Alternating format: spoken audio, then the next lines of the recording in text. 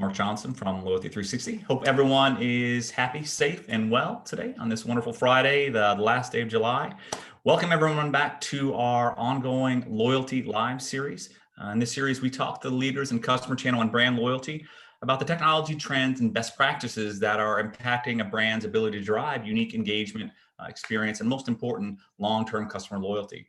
Today, we have the pleasure of speaking with Jonathan Lacoste. Jonathan is the president and co-founder of Jebbit. Jonathan, how are you today? Fantastic. How are you? Happy Friday. I'm doing well, thank you. Thanks for asking. Happy Friday. First off, can you tell us a little bit about Jebbit for those who may not know what Jebbit is and what you do? And also, it'd be great to know a little bit more about your role with the organization. Yeah, certainly. So as you mentioned, my name's Jonathan. I'm the president and co-founder here at Jebbit. We're a marketing software company based in Boston, but we have folks all over the US. And if you're not familiar with Jebbit, you've probably seen one of the experiences created on Jebbit before. Marketers, agencies, publishers are using Jebbit to create these beautiful interactive digital experiences that they're then sending to their audience, whether it's through email, on their website, or in social. And they're using these experiences to either drive revenue or learn more about their customers. And we'll talk a little bit more about it today, but that data they collect is really valuable and important. And at Jebbit, we call that data declared data. Excellent. Can you talk a little bit more about declared data? We've heard a lot about it recently. We have brand meetings. We actually had one yesterday about 12 brands on the call. And some of the challenges you see at Google, right? They're going to start restricting cookies in 2022. The challenges of the walled gardens, people have kind of removed their advertising, putting it back. There's all the other challenges you have. What does zero party declared data do for brands, and how should they be looking at it? And what is the importance? I think the importance is just all about getting to know your customer better. To your point, there's been kind of two macro trends that have just really accelerated over the past 5 years. The first is on the privacy side, right? Where consumers are more aware than ever before on what data we're collecting, how brands are using that data, and whether it's through regulation or whether it's through, Apple or Google changing their policies about the ability to track or use data. I think there's a really big clampdown that is we're still in the process of in terms of the access that marketers will have to just anyone's personal data. So consumers will have more control over that. On the other side, we all want personalization. We all want the best experience. We all want things that are simple and quick and relevant for us. But in order to power that, you need data. So declared data, zero-party data is kind of at the convergence of how do I better understand our customers? How do I do it in a privacy and kind of respectful manner? So declared data essentially allows your consumers to declare to you their interests, their preferences, their style, preferences, as opposed to you as a marketer or a brand, maybe following them around the web or scraping all their transaction data from a third party. It just allows for a more personalized but transparent relationship. And that really begs a kind of a second question that, what's the biggest challenge you face with customer loyalty, customer experience? Is it the fact that marketers are used to kind of old methods that are kind of going away or more challenged right now? What's the biggest challenge you see? I think there's two main challenges we see. One is related to the data, but one is actually further upstream, which is content and experience related. It still is very difficult for many large organizations to quickly and nimbly spin up a piece of unique content and send it out as part of their loyalty program, right? How do you react more in real time without, especially in the era of COVID, without having your full budget of external partners, without having IT resources that are on hand, maybe some of them are furloughed. So the challenge is actually just speed to market and how quickly you can create an experience and put it out there. The second challenge is obviously once you have that experience out there, the data that you're collecting, how are you using that data? And a lot of companies don't necessarily have the technology infrastructure or the strategy infrastructure, so to speak, to best use that data, best leverage that data. So to give you a really simple example, a lot of customers will launch a style quiz or a product finder experience via email. In the moment, it allows a customer to answer a few questions and get like an expert or a concierge recommendation about what products or accessories I might be interested in. But too few companies are then using that data to inform the next best email action that you get, or when I arrive back on the website, the personalized carousel unit that's there. So there's still a lot of work to be done in terms of connecting back the data to the full customer experience that our consumers are engaging with. Absolutely. When we see, or we have seen, continue to see, especially during COVID, customer loyalty is probably more important than ever before. And as mentioned, some of the challenges you have with walled gardens, they really don't want you to know that customer, right? They want to keep you kind of at arm's length, but they want you to keep advertising. And the challenge brands have then is to get that person off of the Facebook or Twitter or the other interactive sites into their ecosphere. And that's a big challenge. We continue to see just loyalty being talked about more, having more senior level focus. What are you seeing in regard to kind of customer loyalty from your clients? I think one of the most exciting things is how quickly the world of loyalty is adapting right now. I mean, take a global pandemic on one side. To your point, Mark, you also mentioned Google is changing how we can track and target our customers. Apple's latest iOS 14 announcement changes the game for mobile attribution and mobile targeting. The way that we are going to be able to target, interact, and message to our customers is changing at the same time as a global pandemic that is accelerating everyone's digital transformation roadmap and prioritizing digital as opposed to having digital just be another subcomponent. So I think what's exciting is the amount of innovation and the pace of change. With that, obviously, on the same side comes a lot of challenges with how quickly things are changing. So one of the changes I'm most excited about is loyalty not being viewed as just a transactional program, but loyalty programs, transforming themselves to be more about engaging the customer, building a long-term valuable relationship, focused on those value-based exchanges so you can capture more information that's relevant to provide that great experience, but also just overall customer experience. If you and I talk about our favorite brands or the brands we're most loyal to, a lot of the times it's the brands that have the best product or the best experience as well, not necessarily the best loyalty program, so to speak. So I think the good news for loyalty marketers is their opportunity, their role in a recession, in an era where organizations don't have unlimited acquisition budgets, they're going to be even more front and center in terms of leading that digital transformation for companies moving forward. And kind of real quick touching on that, and we've seen a lot of people, a lot of brands kind of changing their budgets, right? Some of the initiatives they had put forth, they may have kind of waylaid those to a certain degree, but I think they're looking at things a little more holistically right now, from who their partners are, what the integration is, how do you leverage some of the big party platforms like a Salesforce or others, but kind of the looking at technology and looking at strategy is a little bit different. Are you seeing that? And maybe how's that impacting you? We're absolutely seeing that. I mean, I think everyone probably by this point has seen the joke that went around LinkedIn, which is, what prioritized or changed your digital transformation roadmap? Was it your CMO, your CEO, or COVID, right? The point being, everyone is investing right now in new digital technologies or the technologies that they need to kind of prepare for in the future.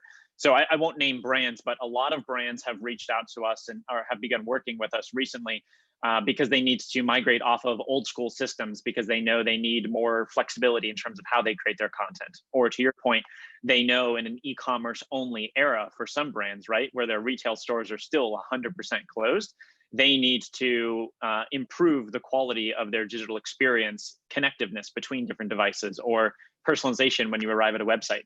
One of the things we're really excited about that we've been focused on recently is our new partnership we announced this week with Salesforce Marketing Cloud.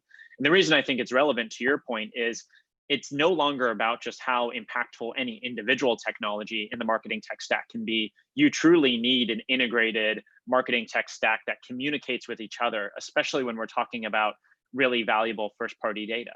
So what we've focused on and built with Salesforce Marketing Cloud is a really unique way to build, a style quiz or product finder, email it out to your audience, and then any of that style data or preference data that you're collecting, have that be built into your customer journeys, have that be built into your social strategy or your on-site personalization with their recent acquisition of Evergage. So there's a lot of really exciting opportunities for loyalty marketers to have an outsized impact in this next era, both in terms of what technologies their companies use, but also in terms of their seat at the table and influencing what the customer experience should be. Can you name a brand or two that you think is doing an exceptional job of creating customer loyalty? In the era of COVID or just in general? Yeah, I think more so in the era of COVID, but it could be Yeah. before as well. Maybe you could take it in two parts. Yeah, I'll take it in two parts. I think brands that I'm just as a consumer inherently loyal to Apple, Starbucks, brands that I rely on a very regular basis. And I think what's interesting is with Apple, to be honest, it's more so based on their products, the fact that it just works and it's a really high quality customer experience end to end, from the store to when you receive the package to using it on a daily basis. Similar with Starbucks, just the seamless digital experience that they've created through mobile ordering and in-store pickup, and just like the rewards that they have with their Gold Stars program. It's led to a fantastic, mechanism where I almost want to, Mark, go back and purchase more Starbucks just so I can get more stars. So they've certainly figured out how to gamify my purchases with Starbucks. I think companies, though, that have done a really good job of adapting in the COVID era, you're seeing companies, and moving forward, I don't think we'll see companies rely just on one major revenue stream anymore. Take Airbnb, or take, Ticketmaster, or some of these live events companies. Primarily, their loyalty, their experience was all based and driven by your in-person experience. That obviously is no longer the case. So I really admired companies like Airbnb, which has, they've adapted their experiences to be all online, where you can invite, a llama to a Zoom call with you and some coworkers, and that's how Airbnb's monetizing in this day and age. Similarly, with the live events companies, they're doing streaming for the first time. They're innovating on Twitch. So I think it's about meeting your customers in the moment of where they are right now. And for so many of companies, that's unfortunately 100% digital. Yeah, absolutely. With some of the challenges that we've seen during COVID, with big impacts on brands and obviously your clients as well, how have you helped them through this transition? What are some of the pivots that you've seen and kind of helped brands with? There's a handful that come to mind. So for many of our customers, their primary, way of interacting with customers, or their revenue stream, was completely halted in its tracks, right? We work with all of the main sports leagues, right? The NBA, the NFL, the NHL. So thinking about their product as the game that they put on the field, or on the court, or on the ice, completely coming to a standstill, they had to rethink, how do we use Jebbit, or how do we use our content marketing strategy to create really engaging pieces of content that are both topical, but maybe even go back into the archives in the vault and kind of pull back the favorite moments from time. How do we use all of that content to engage fans so that we don't lose their attention? But also, how do you use all of that interactivity to your benefit in the future? How do you use all that interactivity to learn more about them, what their favorite team is, who their favorite player is? Once the games go back on, how comfortable are they going to be going with family and friends? Like, whatever is important to those leagues, helping them adapt and understand those new preferences and realities to the future. Similarly, we've worked with a ton of retail stores, cosmetics groups, et cetera, where their kind of COVID challenges have all been related to 100% of their revenue now coming from e-commerce, right? And needing to bolster on like really personalized experiences really quickly. So we've seen brands, a number of brands within the Shiseido holding company have built these really beautiful kind of product finder, product quiz experiences, where if you're going to their website for the first time and you haven't shopped with them, maybe you're used to shopping with them through Sephora or Ulta Beauty. If you answer a few questions, you can kind of be recommended, the best in class product for you based on your skin concern, something that normally you wouldn't be able to search for on an e-commerce site. So we're trying to help and flex with our customers in a number of different ways. Well, what's one piece of advice you would give to a brand who's looking to improve their customer experience or customer loyalty strategies during this time? To be honest, I would say my advice broadly would be, don't be afraid to try many new things and to fail. I think the worst thing you can do right now as a loyalty marketer is to not change what you're doing, right? Don't be intimidated by the number of changes in the ecosystem. Don't be intimidated by your customers necessarily feeling overwhelmed by the number of digital messages to prevent you from launching a new program. I would say get out there and innovate. And where we're seeing a lot of innovation right now is just asking your customers, how are you feeling? What do you want? Give customers more control, as opposed to pretending that we all have all the answers as marketers.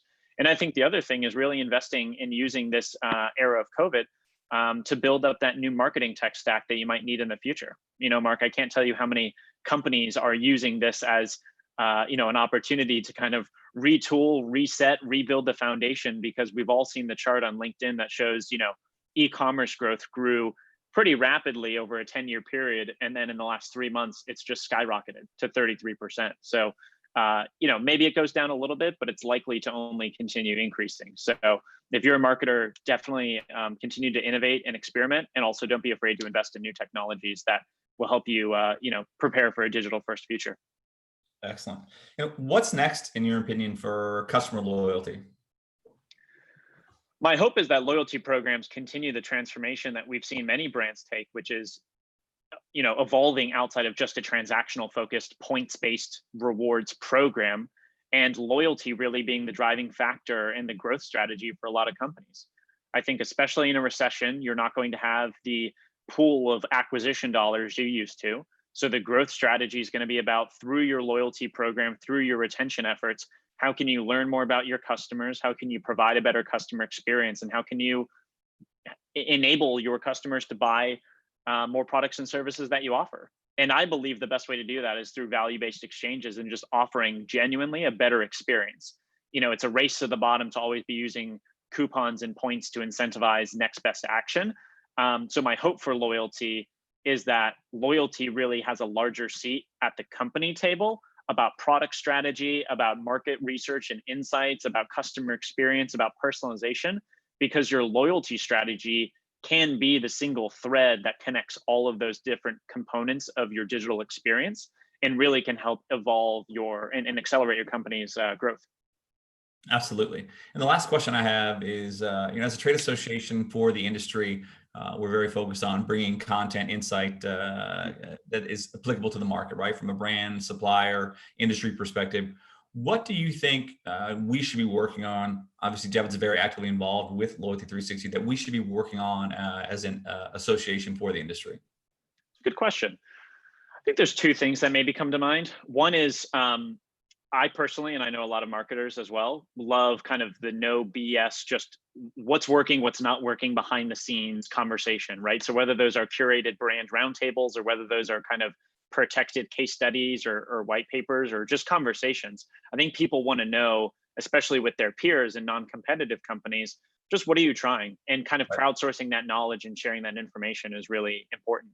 I think the other thing that might be interesting as a trade organization is just having a unique lens or ability to capture different data sets that your marketing loyalty marketers are willing to share with you, and publishing that in an anonymized way that kind of brings value. So how many of your members in your trade association have kind of retooled their loyalty program during this era? How many of them have asked their customers about their new preferences and are using that to personalize experiences? Like whatever those topical questions are for your audience, I feel like Loyalty360 has a really unique opportunity to continue to be the voice of authority with those types of reports and that data. Absolutely. And it's something we're doing more and more on, from an analyst approach, looking at data sets, looking at the industry players, but truly listening to the brands and understanding what their challenges are, and trying to get them in front of the kind of the right solutions, whether it's another brand potentially, and understanding, if they're looking at certain technologies, or the Salesforce or a Jebbit, to get that perspective, right? And I think that really helps brands understand what's working and what's not working from a pretty objective perspective. Yeah. Well, Jonathan, I thank you very much for taking the time to talk to us today. It's always a pleasure talking with you, whether it's on a webinar or on Loyalty Live. And then we look forward to hearing more from Jebbit throughout the remainder of the year. Awesome. Yeah, thanks for having me on. Absolutely. Thank you very much. Thanks, everyone, for attending. Look forward to having you back on another one soon.